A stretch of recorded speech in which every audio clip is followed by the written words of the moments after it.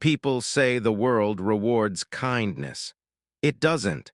It rewards the people who understand how others really work. You can be honest, loyal, and hardworking and still watch someone deceptive rise faster than you. That isn't injustice.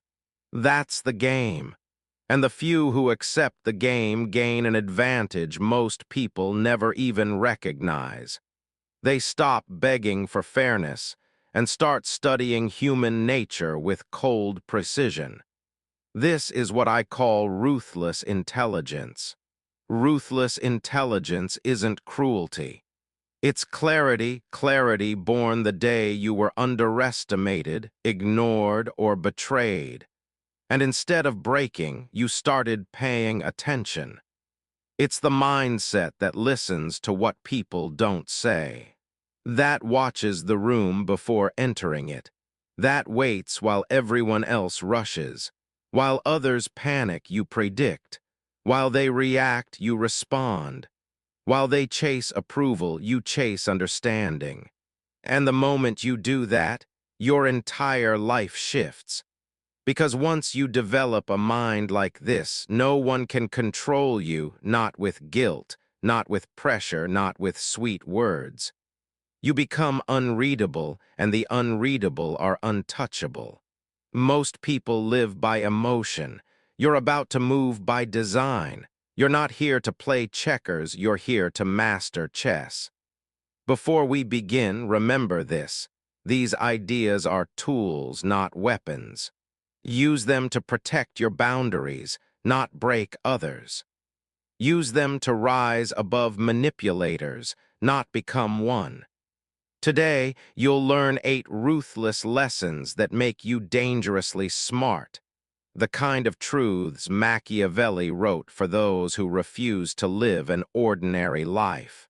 Number 1, strategic ambiguity. Never let people read you too easily. The moment someone thinks they have you figured out, they stop respecting you and start calculating around you. Predictability kills power. Mystery protects it. Machiavelli said it best. Everyone sees what you appear to be, few know what you truly are. And the people who live by this never reveal the full picture. They answer clearly, but not completely. They steer conversations without exposing intentions. Most people confuse honesty with confession. They spill motives, fears, and plans, believing it creates trust. It doesn't. It creates vulnerability. Strategic ambiguity isn't deception. It's discipline. A half-truth often creates more influence than a full explanation because it triggers imagination, and imagination is loud. When people don't know everything, they think about you more, talk about you more, and respect you more. Try this in everyday life. When someone asks what you're working on, don't unload your entire plan. Just say, "You'll see." That one sentence shifts control instantly. Curiosity replaces judgment. Silence protects your advantage. Your information is your currency. Spend it where it creates leverage, never where it feeds validation. And remember, the goal isn't to look mysterious. It's to stay unpredictable. Because the less they know, the less they can predict, and the less they can predict, the less they can control. Number 2, the mask of adaptation. Powerful people are not the same person in every room. The intelligent shift, quietly, precisely, intentionally. Not to deceive, but to gain access. You don't speak to a mentor the way you speak to a friend. You don't behave in a boardroom the way you behave at a bar.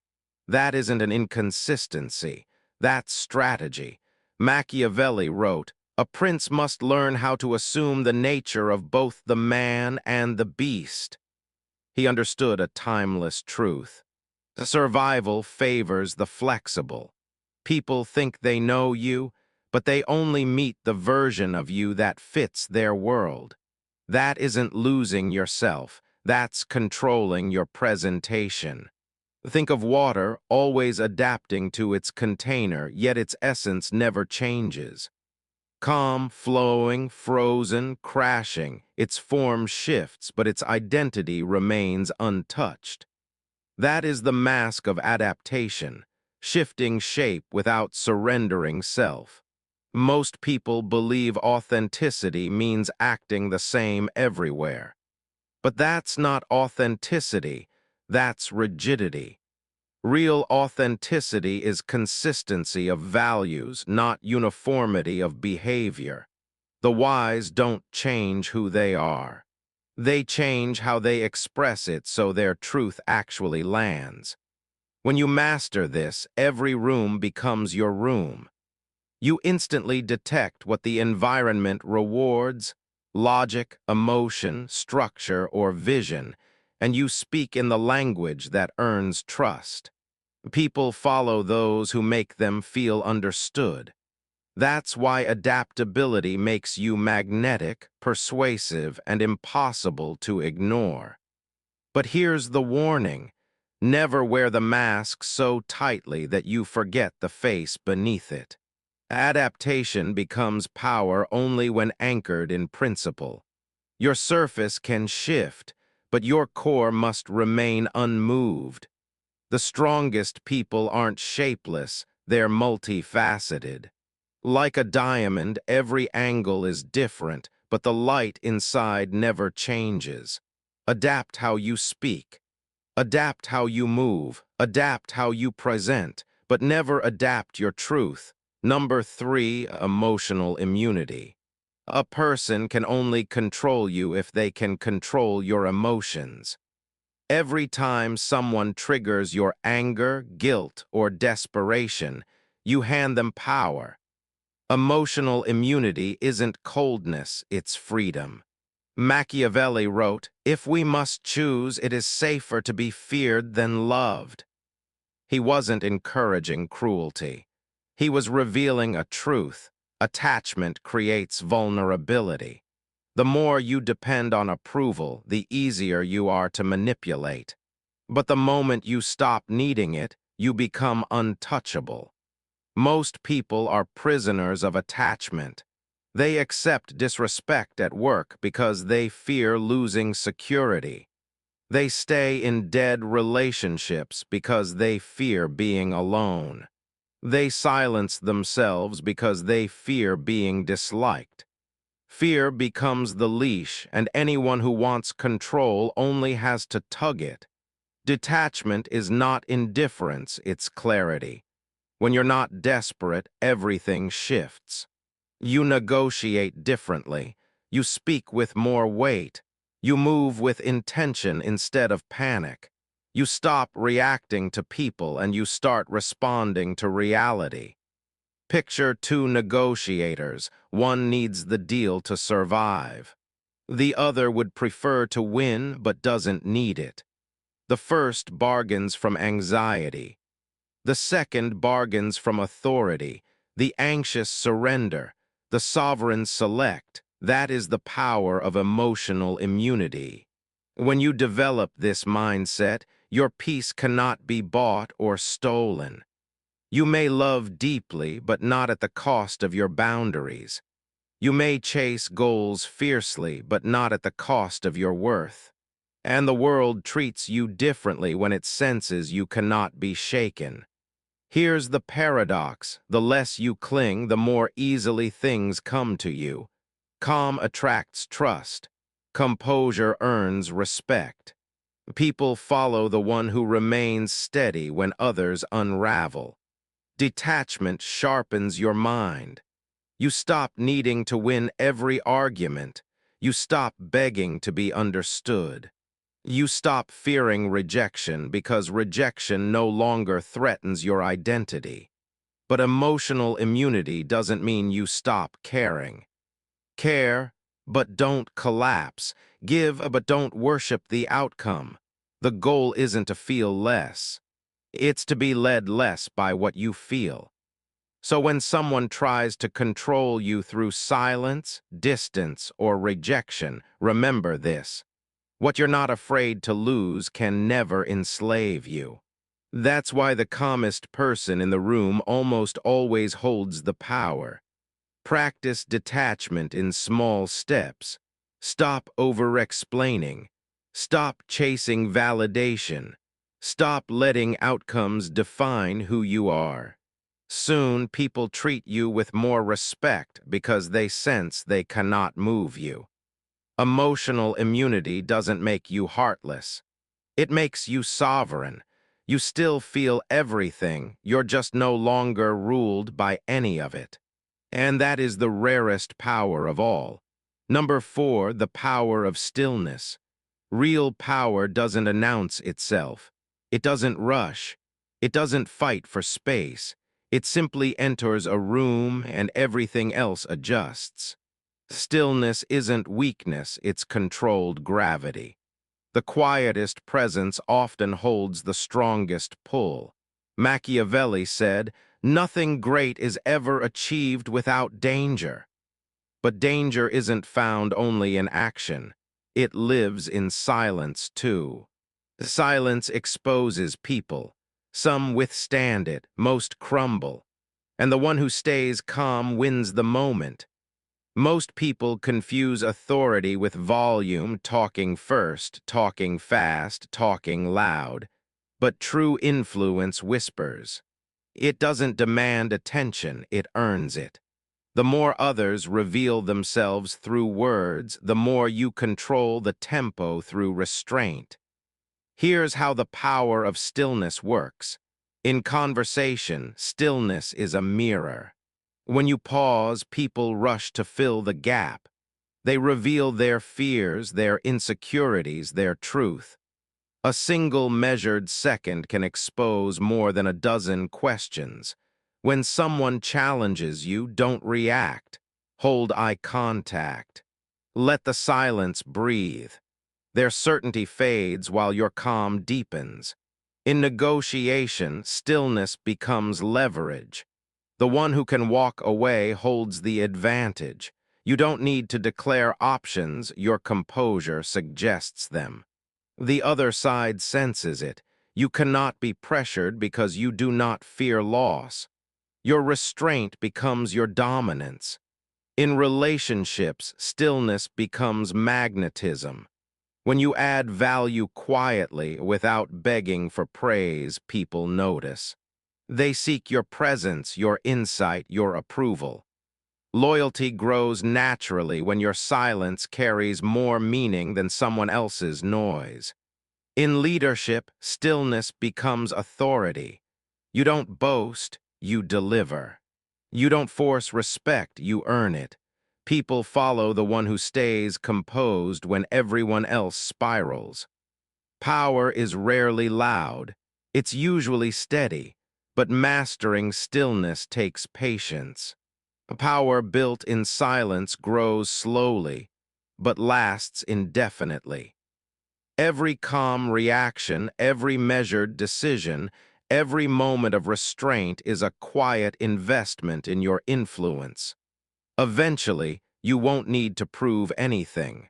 Your presence will do it for you. Stillness must be principled, not manipulative. Silence should clarify you, not confuse others.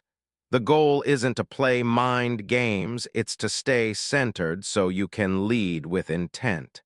Because power that shouts burns out. Power that listens endures. Noise competes. Stillness commands. So next time you're in a meeting, argument, or negotiation, resist the urge to speak first.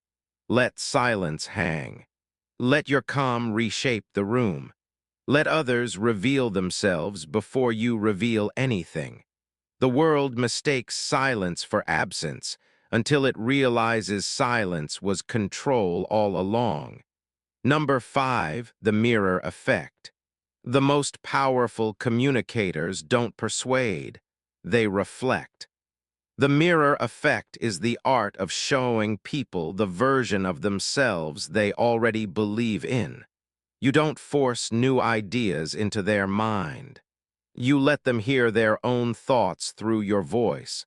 That isn't manipulation, that's mastery. Machiavelli wrote, "Men judge more by the eye than by the hand." People don't seek truth, they seek recognition. They follow anyone who makes them feel seen, understood, and important. When you mirror someone's psychology, you don't have to convince them of anything, they convince themselves. The mirror effect isn't deception, it's perception. People don't buy your words, they buy what your words reflect. They don't follow logic, they follow familiarity. The moment someone sees pieces of themselves in you, their fears, their dreams, their wounds, trust forms instantly. Most people fail at this because they talk more than they observe. They rush to be understood instead of trying to understand. But influence begins the moment you stop reacting and start reading. Everyone carries invisible scripts. Fears they hide, approval they crave, scars they protect. These scripts leak through their tone, their rhythm, their word choice. The careless hear noise, the strategic hear information. The mirror effect begins with 3 silent questions every person asks. Do you see me? Do you understand me? Do you value me? Answer yes. Not with speeches, but with presence and subtle reflection, and people open themselves to your influence. Here's how it works. If someone says, "I'm exhausted at work," most people throw advice. That's noise. A mirror-minded person listens deeper. You sound like someone who does everything and gets none of the recognition. That reflection hits harder than logic ever could. You're naming their emotional truth. And when people feel understood, their defenses collapse. They stop seeing you as a threat and start seeing you as an ally. That's when persuasion becomes effortless. Mirroring also means reflecting the best in people. When someone doubts themselves, you mirror their resilience. When they complain, you mirror their effort. You're not denying their pain, you're reframing it into strength. Powerful communicators don't just hear emotion, they redirect it. Once you understand someone's emotional blueprint, every conversation becomes strategy. You speak in the language of their values. To the cautious, you speak of safety. To the ambitious, of growth. To the independent, of freedom. You aren't changing your message, you're translating it. This is why great leaders feel magnetic. They don't talk at people, they talk through them. The logical hear reason. The emotional feel connection. The visionary see alignment. Everyone leaves thinking, this person understands me. But the mirror effect is a responsibility. Use it to exploit and it breaks. Use it to elevate and it becomes your greatest power. The rule is simple. Use understanding to strengthen people, not to use them. When you help someone see themselves clearly, you empower them and they never forget it. Reflection is more powerful than projection. The sun blinds by shining directly. The moon moves oceans by reflecting quietly. You don't need to be the loudest voice, just the one that shows people who they are. The mirror effect reshapes the way you connect, lead, and persuade. People may forget your words, but they will never forget how deeply they felt seen in your presence. Because in a world where everyone is shouting, the one who truly listens holds the power. Number 6, the gray code. You're not defined by being good or bad, you're defined by what works while staying true to your principles. Real power doesn't live in absolutes. It lives in the gray, the space where morality meets reality and choices stop being simple. Machiavelli wrote, It is safer to be feared than loved when one of the two must be lacking. He wasn't praising cruelty. He was revealing a truth. Life rarely gives you perfect options. Power demands trade-offs, and wisdom is choosing the sacrifice that protects the greater good. The gray code isn't the absence of ethics. It's flexible ethics rooted in responsibility. It doesn't give permission to harm. It gives clarity when every path has a cost. Most people cling to black and white morality because it feels safe, because it avoids guilt and uncertainty. But in the real world, purity becomes naivete, and naivete gets punished. Sometimes the kind choice creates the worst outcome. Sometimes mercy becomes cruelty in disguise. Sometimes protecting people requires decisions that make you look cold. Leaders understand this. That's why leaders are often misunderstood. Let's make it real. Imagine a team member who lies to clients. The kind option: give them another chance. The correct option: remove them not out of anger but to protect the rest. That isn't ruthlessness, it's moral strategy, or a friend trapped in a self-destructive relationship. The polite response is silence. The right response is truth, the truth they don't want to hear. One protects comfort, the other protects their future.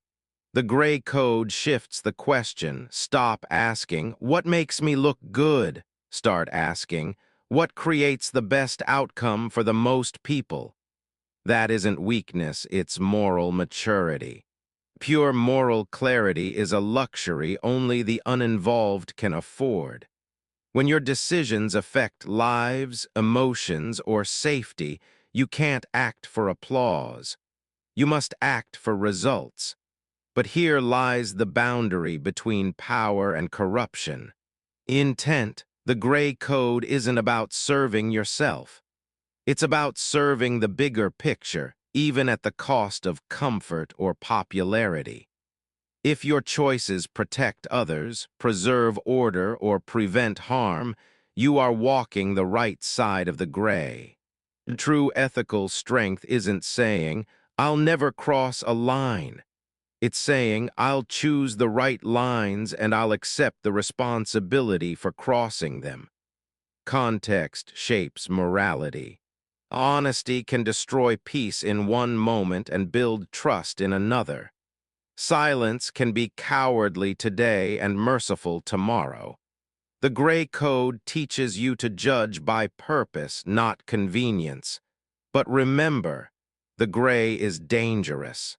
It tempts the ego. It whispers that the ends always justify the means. That's why boundaries matter. Define your non-negotiables, your principles, your lines. Decide now what you will never do, even when it's useful. Those guardrails keep you from becoming what you once opposed. This mindset separates the moral idealist from the moral realist. The idealist seeks approval. The realist seeks results and carries the weight of them. People may call you cold, harsh, or calculating. Let them. They judge from comfort. You decide from consequence. Because in a world demanding simple answers to complex problems, the true strategist doesn't choose between black or white. He learns to move with power through the gray. Number 7, the art of strategic revelation. Power isn't measured by how much you say, it's measured by how much you withhold. The more people know about you, the more they can predict you. And once they can predict you, they can control you. Strategic revelation is the discipline of being visible without ever being readable. Machiavelli wrote, "Men are dominated by their immediate needs. A deceitful man will always find those ready to be deceived." He wasn't praising deception. He was exposing human weakness. Most people reveal themselves without realizing it, simply because they fear silence. The wise reveal themselves like chess moves, one at a time, always with purpose. We live in an age of compulsive oversharing. People broadcast their opinions, emotions, and private lives for attention, sympathy, or validation. But the one who knows when to stay silent becomes magnetic. Mystery, in a world addicted to exposure, is power. Strategic revelation relies on a psychological force, the curiosity gap. When you offer fragments instead of full stories, minds fill in the blanks. And when your presence carries calm confidence, those blanks get filled with admiration. Imagination works harder for you than your words ever will. Think of the most captivating people you've met. They don't unload everything at once. They reveal themselves like chapters, slow, deliberate, earned. Their restraint doesn't seem distant, it feels intentional, and intention commands attention. In professional life, strategic revelation is controlled timing. Most people try to prove their worth immediately. The strategist reveals strengths gradually, letting others discover new layers. What looks like growth is often just precision. In social life, revelation is protection. You don't hand strangers your story. You don't expose dreams or wounds to people who haven't earned the right. Fast intimacy leads to fast collapse. Real connection requires measured disclosure, not emotional dumping. In negotiation, revelation is leverage. You never reveal your full priorities or limits. Information once given cannot be retrieved. Silence becomes your shield. Selective truth becomes your weapon. The less they know about your intentions, the more they reveal theirs. But mastery lies not just in what you hide, but when you reveal. Timing shapes meaning. A strength revealed too early looks like bragging. Revealed later, it becomes credibility. A story told too soon sounds like self-promotion. Told at the right moment, it defines you. Strategic revelation also requires tailoring. Not everyone deserves the same level of access. Friends may know more than colleagues, allies more than acquaintances. Your inner circle may see the real you, but never the entire map. You're not hiding yourself, you're protecting how you're interpreted. In the digital age, this matters even more. Every photo, comment, and post becomes part of your narrative. The careless are misunderstood. The strategic cure it intentionally. Perception becomes permanent the moment it's published. Strategic revelation isn't about theatrics or mystique. It's about authorship, choosing what gets revealed and what remains internal. When you control what people know, you control what they can conclude. The balance is simple: reveal enough to connect, but not enough to lose leverage. Too much mystery isolates. Too much honesty exposes. Power lives on the razor's edge between the two. Every detail you share is a seed. Some grow into trust, others grow into traps. The difference is timing, so speak less than you know. Show less than you can. Let curiosity do the heavy lifting. Because when people have to wonder about you, they begin to watch you. And the moment they're watching, they're already under your influence. Number 8, the law of results. Power doesn't reward the loud, it rewards the effective. You're not here to be right. You're here to deliver. The law of results separates thinkers from doers, talkers from builders, amateurs from professionals. Machiavelli wrote, The promise given was a necessity of the past. The word broken is a necessity of the present. He wasn't endorsing deceit. He was exposing a reality. Circumstances change, and winners adapt to the moment, not to old intentions. Outcome obsession is ruthless clarity. It isn't arrogance or ego.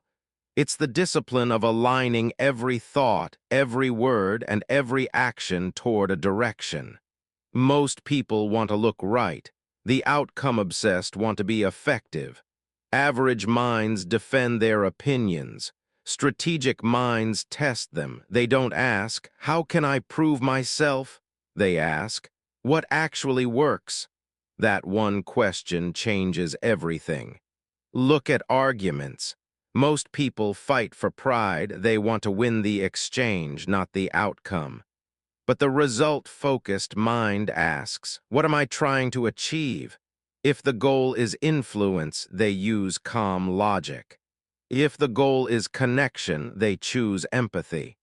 If the goal is peace, they select silence over dominance.